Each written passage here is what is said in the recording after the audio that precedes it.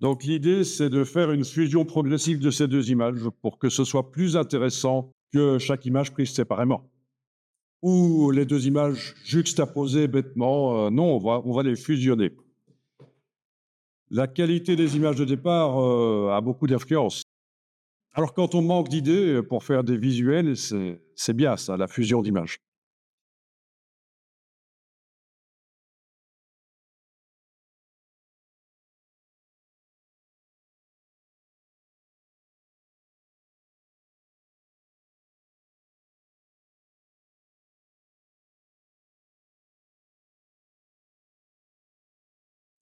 Alors, dans Photoshop, créer un nouveau document.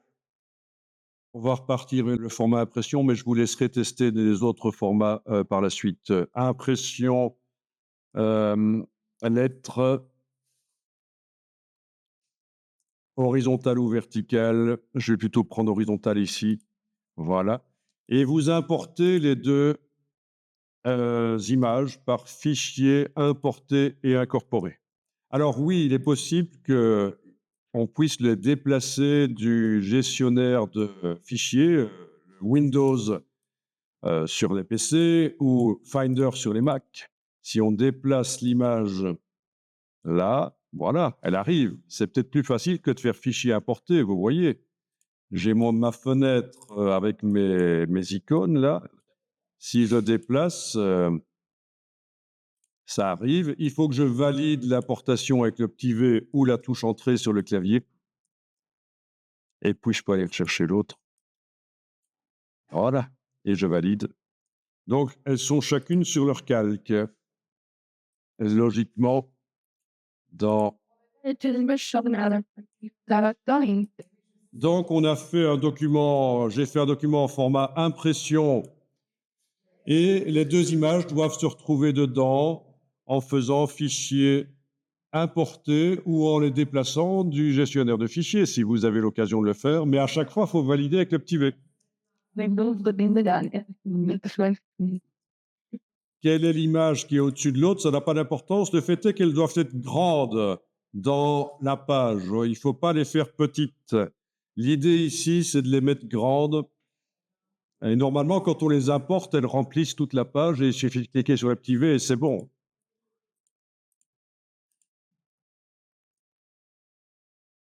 Vous avez un paysage et un sujet?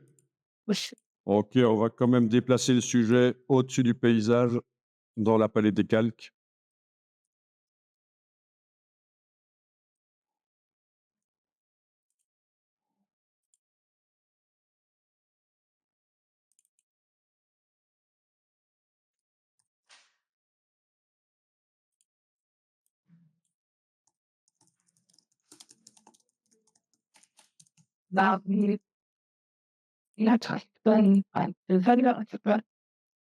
Déjà, quelque chose qui peut être intéressant, c'est quand vous avez le calque du dessus qui est activé, ça veut dire on travaille sur lui. Hein. C'est pas celui-là, c'est pas celui-là, c'est pas aucun, c'est celui-là. Vous avez ici le mode de fusion. Cliquez et tentez des modes de fusion, passez dans le menu. Vous voyez, c'est le mélange de l'image avec de l'image du dessus, du calque du dessus avec le calque d'en dessous, en fait. Donc, c'est de la fusion. Parfois, ça peut donner bien. Voilà. Parfois, ça peut donner quelque chose de bien. Parfois pas. C'est la manière dont les pixels se mélangent. Alors, quand on est en normal, ça recouvre. Donc, le calque du dessus recouvre l'image du dessous. Mais quand on est dans un autre mode, ça mélange. Mais ça dépend, ça peut donner bien. Il faut tester les fusions d'images. Parfois, ça donne bien, parfois pas. Ça, c'est une première chose. Voilà. Le mode de fusion, dans le sens vertical, on va dire. C'est une fusion dans le sens vertical. C'est l'image du dessus qui se fusionne avec celle d'en dessous. C'est fusion comme ça, dans ce sens-là. Est-ce que chez certaines, ça donne bien ou pas? Oui, ça peut aussi fonctionner si l'animal n'a pas de fond. D'ailleurs, il est facile de supprimer le fond. On va tester après, mais Là, vous découvrez, puis vous testerez avec des images plus intéressantes peut-être, une fois que vous aurez compris en quoi ça consiste, hein. OK, ça c'est la première chose. Est-ce que vous avez pu voir la fusion? Alors, on va remettre en normal, donc ça veut dire recouvrant. Voilà. Et après, on y reviendra s'il faut, hein, à la fusion comme ça. On va faire l'autre type de fusion maintenant.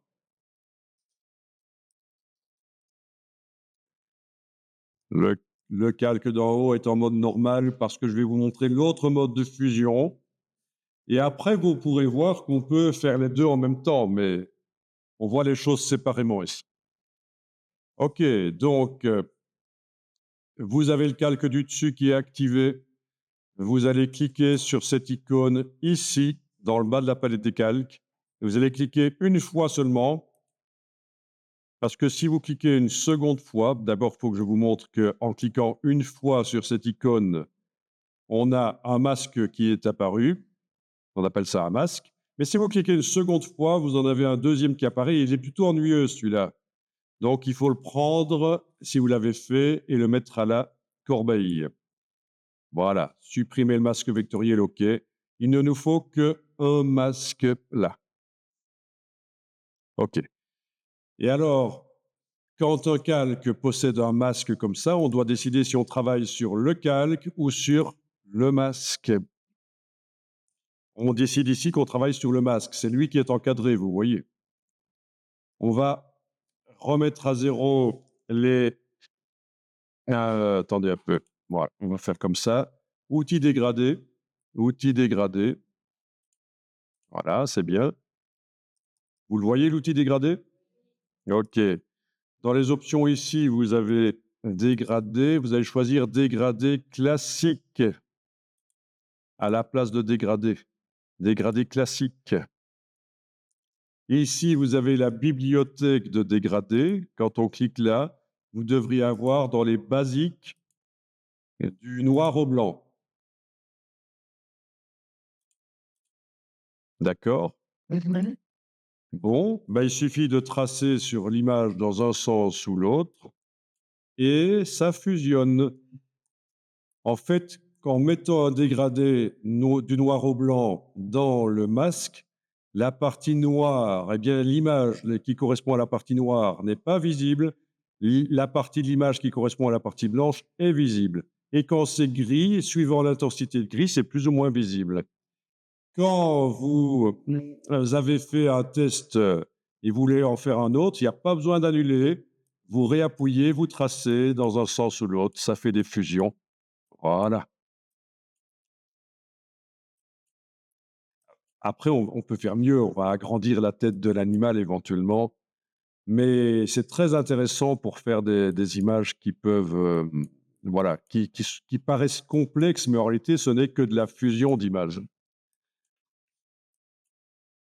Après, il y a un travail où il faut réagrandir, repositionner l'image du dessus par rapport à celle du dessous. Bien, vous avez pu voir la fusion, ça fonctionne? Eh bien, là, on peut voir les 2 types de fusion. Ça, c'est la fusion, on va dire, en horizontale. Mais il y avait la fusion en verticale, c'était ici, changer la manière dont ça se mélange. Voilà, donc les 2 peuvent se faire, vous voyez? OK, enregistrez ça et puis après on essayera d'aller plus loin avec cette image en repositionnant, en redimensionnant l'élément du dessus, voire même, comme vous avez dit, faire en sorte que le décor autour de l'élément du dessus ne soit pas visible. C'est très facile. Bon, ici, je vais faire Shift Tab pour me débarrasser des palettes parce que ça devenait n'importe quoi. Et je vais faire réapparaître la palette des calques. Menu fenêtre calque. Moi, c'est vraiment cette forme one. Vous avez donc un masque de fusion, on appelle ça comme ça, sur le calque du dessus. D'accord. Bon, la question c'était, et si je veux que le décor, je ne veux pas fusionner le décor du loup avec la montagne, je veux qu'il n'y ait que la tête du loup. Il faut un masque de fusion avec la tête du loup. Sauf qu'on a déjà un masque de fusion avec le dégradé. Et donc, il va falloir ruser. Alors, on va prendre ceci et le jeter. Donc, c'est pas le calque qu'on prend par là. C'est vraiment le masque de fusion qu'on prend et qu'on jette dans le bas de la corbeille de la palette des calques. Ok. Si vous pose une question, voulez-vous supprimer ou appliquer, faites supprimer. Là, il n'a pas posé la question. Voilà. Donc, il n'y a pas de fusion entre les images là. Ce sera peut-être plus clair si au niveau de, du mode de fusion verticale, je repasse en normal en fait, hein. Là, si je vais en arrière, voilà, je repasse en normal. On voit là, qu'il y a la fusion et j'avais jeté le masque de fusion. Voilà. Et avec l'outil de sélection d'objets, je devrais normalement pouvoir sélectionner le chien. Le Starlou. Gotcha. Voilà. OK, il est sélectionné et vous n'avez pas de masque de fusion, eh bien, on va en ajouter un. Quand une sélection est active sur l'image et qu'on ajoute un masque de fusion, elle disparaît, la sélection, elle devient le masque de fusion. Donc, si on clique là-dessus, la sélection en pointillé disparaît, mais elle devient le masque de fusion. Was der Leistungste dabei wäre. Voilà. Après, le bord, il est pas nickel. Je vais changer d'outil parce que chaque fois que je survole, ça fait du rose. Je change d'outil. Donc le bord n'est pas nickel, mais ça se règle, c'est autre chose. Vous voyez, c'est pas normal, hein, des poils comme ça. On verra après. D'ailleurs, je vais enregistrer ça et si j'ai l'occasion, je vous montrerai comment rapidement régler le problème. And now it's just up to you. Ouais, vous pouvez enregistrer régulièrement. Donc, j'ai besoin d'un masque de fusion avec un dégradé pour faire la fusion entre la tête et la montagne. Pas possible, il y a déjà un masque de fusion. Donc, et oui, et si vous cliquez à nouveau là, c'est pas un masque de fusion dans lequel on peut mettre des pixels, c'est ce qu'on appelle un masque vectoriel. Ce sont des vecteurs, des courbes de Bézier. Donc, si vous avez cliqué là, après, vous avez une troisième icône qui apparaît, vous la prenez, vous la jetez. Il ne la faut surtout pas. C'est une erreur. Supprimer le masque vectoriel, OK. Donc l'idée ici, c'est de faire des calques conteneurs, c'est-à-dire qu'à droite du nom du calque, vous allez pouvoir faire un clic droit et demander, évidemment, ce n'est pas le seul endroit où on peut demander ça, mais je vous montre qu'une seule manière de faire. À droite du nom du calque, clic droit et on demande convertir en objet dynamique. Et à ce moment-là, on a cette petite icône bizarre qui apparaît, qu'on avait déjà avant d'ailleurs parce qu'on avait fait de l'importation. Ce sont des calques conteneurs. Donc le masque de fusion et toute l'image du loup, sa tête et le décor sont à l'intérieur. Et du coup, je peux ajouter avec l'outil masque de fusion sur ce calque conteneur un masque de fusion dans lequel j'y vais au dégradé. Je vous rappelle, outil dégradé. Dégradé classique, c'est important, sinon ça vous fait un dégradé sur un calque. Yeah. But Donc, dégradé classique, du noir au blanc, c'est ici dedans dans la bibliothèque, on a ça. Voilà. C'est le premier vous montre toujours quelles sont les deux couleurs qui sont dans la palette des outils ici, en fait, hein. Donc, ce ne sera pas systématiquement ici du noir et blanc, mais là, en tout cas, ce le sera. sound like sin. C'est pas grave que ce soit inversé à partir du moment où c'est un dégradé linéaire que tu fais par radial. Ça n'a pas d'importance que ce soit inversé. Si c'était un radial, ça pourrait avoir d'importance si c'est du blanc ou du noir au milieu. Mais là, linéaire, ça dépend juste le sens dans lequel tu traces, ça va aider. Donc on trace et voilà, on trace et on fait ça. On a de la fusion. Je vous rappelle qu'il ne faut pas annuler un quand quand vous voulez en refaire un. Il ne faut pas l'annuler le précédent, ça ne sert à rien. Il faut juste retracer. Ça remplace le dégradé qui se trouvait là. Alors ça ne donne pas grand-chose parce qu'en fait, il faudrait que la tête ici soit plus grande. C'est ce qu'on va faire. City. Donc, il faut agrandir la partie pixel pour que ça occupe plus de place. Comme ça, la fusion sera plus intéressante. D'autant plus que c'est bizarre, hein, l'image qui s'arrête là, c'est foireux. L'image du loup qui s'arrête là. Donc, il faut activer comme ça. Je vous rappelle que quand un calque possède un masque de fusion, il faut décider si on travaille sur le masque de fusion ou sur le calque. C'est la partie qui est encadrée, qui indique ce sur quoi on travaille. Mais alors, le masque de fusion, quand je vais agrandir ceci, je ne veux pas qu'il s'agrandisse. Il faut qu'il reste en place. Et c'est pour ça qu'on va cliquer là-dessus pour enlever la chaîne. Voilà, on clique là-dessus, ça enlève la chaîne. Comme ça, quand on va agrandir ceci ne bougera pas. On y va. Vous allez dans Édition, Transformation manuelle ou alors CTRL-T sur le PC, Command-T sur le Mac. Vous avez un cadre. Vous agrandissez dans un sens ou l'autre sans enfoncer aucune touche. Et voilà. Je peux même mettre la moitié de la tête, ça c'est un classique. La moitié de la tête visible, c'est un classique. Voilà, c'est vous qui voyez comment vous faites. Vous validez la transformation. Donc, je vous rappelle, on a activé la partie gauche, on a enlevé la chaîne pour que le masque de fusion ne se redimensionne pas. On est en train de travailler sur la partie gauche, c'est elle qui est encadrée. Donc, CTRL-T sur le PC, Command-T sur le Mac, c'est Édition, Transformation manuelle. Ensuite, vous pouvez venir retravailler dans le masque, vous l'activez, et avec l'outil dégradé, vous tracez, et ça fait une fusion. Alors, l'outil dégradé, il faut... oui, c'est parce que tu es peut-être là, et l'outil dégradé ne marche pas. En fait, c'est pas là-dessus qu'on le met le dégradé, c'est là-dessus. C'est dans le masque. Voilà, ici, je vais activer le calque d'en dessous, le décor. CTRL-T sur le PC, Command-T sur le Mac, je peux l'agrandir aussi. Et voilà, vous avez de la fusion d'images, ça peut être sympa. Voilà. Et c'est modifiable tant qu'on veut. Il faut enregistrer évidemment au format Photoshop, mais vous allez pouvoir modifier ça comme vous voulez. Ah tiens, puis il y avait aussi... Oui, donc pour agrandir l'image, on active le calque de l'image, CTRL-T sur le PC, Command-T sur le Mac, et les poignées, on prend et on agrandit, sans enfoncer aucune touche. Voilà. Oui, oui, on peut même faire sortir les sapins. Voilà, on a que les montagnes, ça peut être sympa. Voilà. Et donc, je disais, le calque du dessus, on a toujours la possibilité d'aller le faire passer en autre chose que normal pour tester, voir si ça donne bien. Il y a peut-être quelque chose qui va donner bien.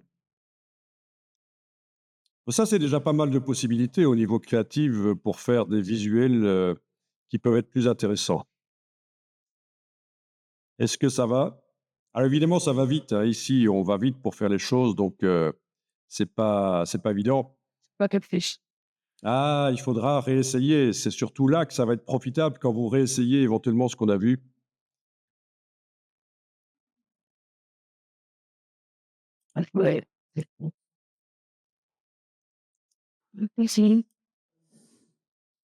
Voilà, il y a plein de choses à essayer.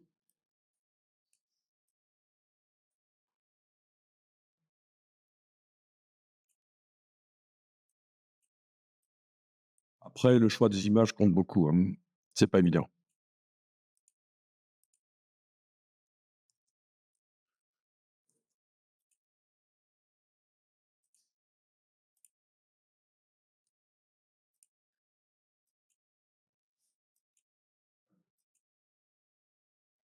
OK. Alors, croyez-le ou non, mais je peux vous dire que ceci, c'est l'explication, c'est la version simple. On pourrait tenir pendant 2 jours avec, un exercice de ce genre-là, en fait, hein.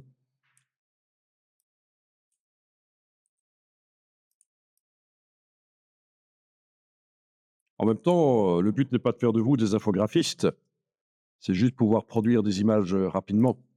Alors testez quand même avec une IA, en lui proposant 2 images. Est-ce que l'IA va vous permettre, de faire ça automatiquement, hein? Vous proposez 2 images à ChatGPT, est-ce qu'il peut vous fusionner les 2 images ou pas? À vous de voir.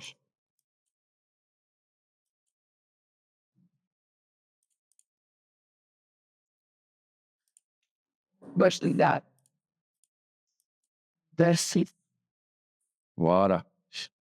J'ai joué juste un peu sur l'opacité pour mieux intégrer. Comme ça, on voit quand même la montagne derrière à travers un peu. Voilà, c'est vraiment du cas par cas.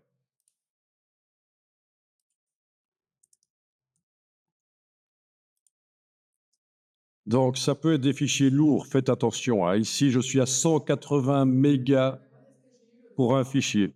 But he got this. Voilà. Dans ce cas-là, vous n'êtes pas obligé de fournir tous les enregistrements que vous avez faits. Vous pouvez faire une sélection parce que sinon, c'est trop lourd. Ça va devenir des gigas et des gigas, donc des milliers de mégas. Donc, faites une sélection si vous voulez, hein. Sinon, ça fait trop. Oui, ça, c'est les fichiers Photoshop. C'est tout de suite très lourd, en fait.